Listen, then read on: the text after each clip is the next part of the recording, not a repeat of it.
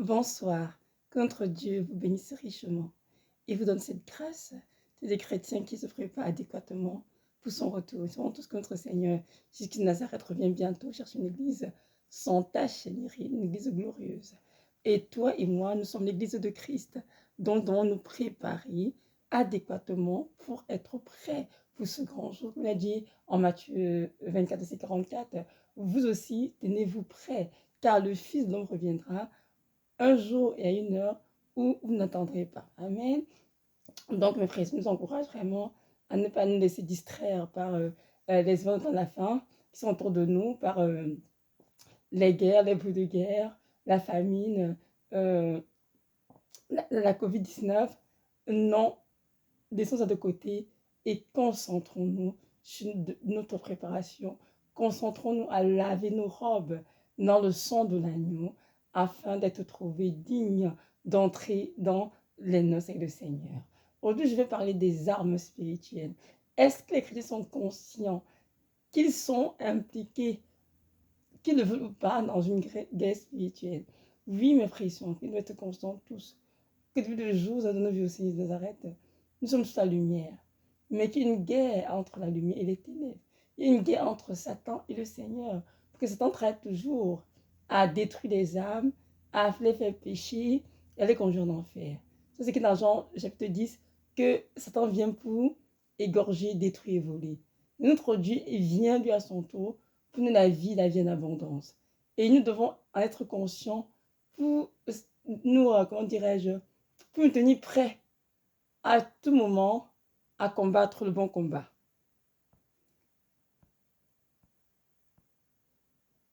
Lorsque nous lisons dans la parole, Éphésiens 6, versets 12 à 18, il fait mention dans ce chapitre de l'apôtre Paul des armes spirituelles à revêtir. Il a dit ceci, la guerre n'est pas contre la chair et le sang, mais la guerre est contre les principautés, contre les dominations des ténèbres, contre les esprits méchants de le céleste.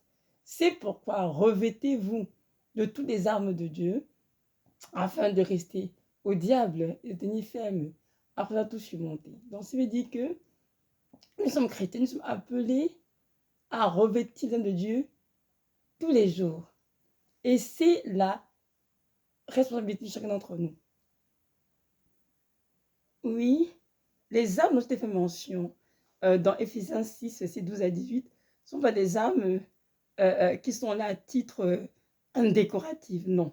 Ce sont des armes qui sont là pour être effectivement utilisées par nous, les chrétiens, pour résister à l'ennemi et tenir ferme aussi après avoir eu la victoire. Parce que quand on a la victoire, l'ennemi, nous avons jamais vaincu et il vient toujours nous attaquer. Donc, c'est important que nous puissions nous revêtir vraiment des armes spirituelles.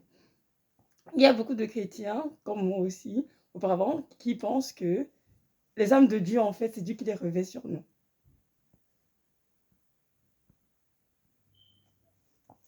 Oui, qui pensent que c'est Dieu qui les revêt. En fait, non.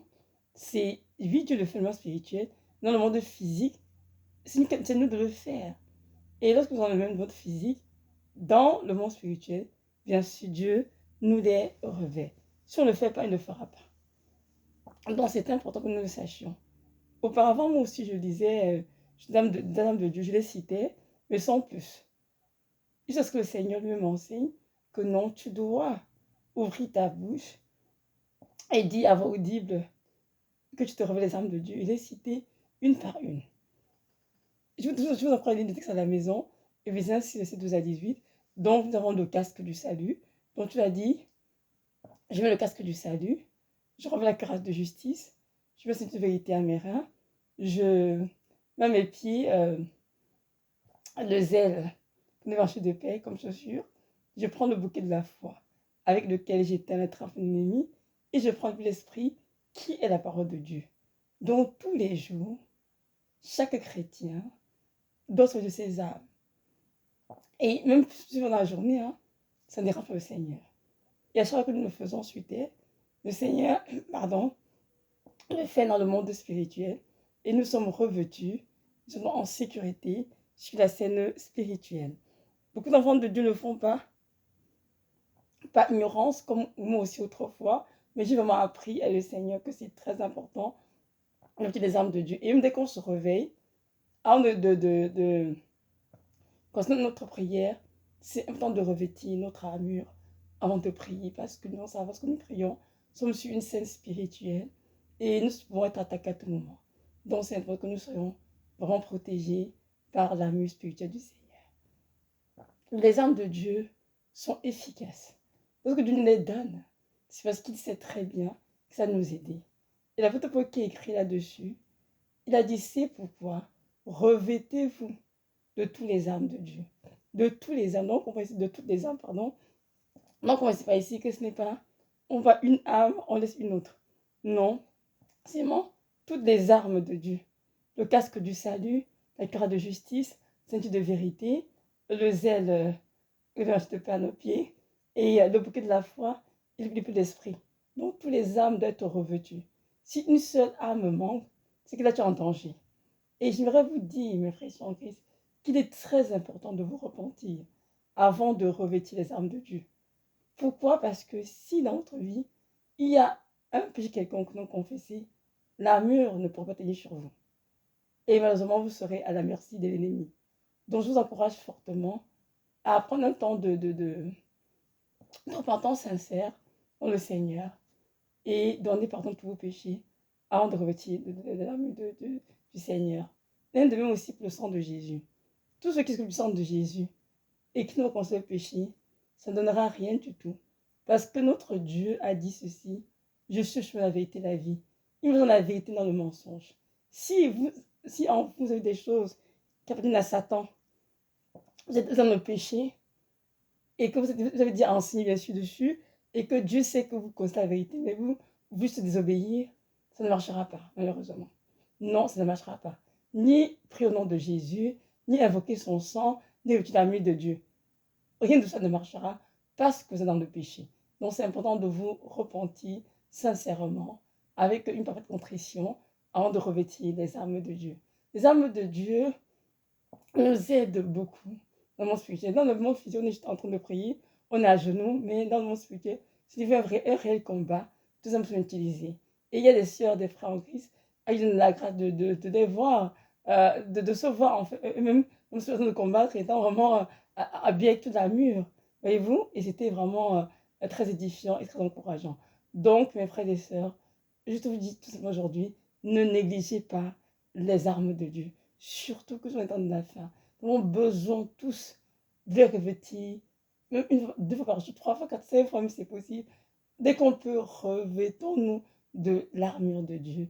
C'est très important. Et on peut même revêtir nos enfants. Oui, je pense ce moment, en ce moment, au papa. Les enfants sont petits pour le faire. Vous pouvez le faire à leur place. Vous revêtez, tu vous dis dans la prière, si je revêts aussi mes enfants des armes de Dieu, et tu les cites vraiment une par une, et le Seigneur fera cela dans le monde spirituel. Amen. Donc c'est ça, mes frères en Christ. Trop Dieu est bon, il est grand, sa parole. Il n'y a rien qui n'a pas hasard. Tout est là avec un but bien précis. Parfois, nous la lisons si rapidement. On veut juste s'informer, mais très souvent, notre Dieu a un message à passer. Et c'est nous qui la négligeons, parce que nous sommes peut-être trop distraits du monde. Concentrons-nous vraiment sur notre salut et travaillons avec à cela. Et lavons nos robes au sang de l'agneau. Évangélisons pour le Seigneur. Mais des âmes pour Dieu, bien sûr. Continuons de nous sanctifier et aussi, bien sûr, de passer dans la prière pour intercéder pour les âmes perdues. Amen. Que notre Dieu vous bénisse et vous accorde cette grâce de comprendre ce petit message, cette petite vidéo et vraiment de mettre cela en pratique. Cela vous sera très bénéfique. Soyez richement bénis. Shalom, shalom.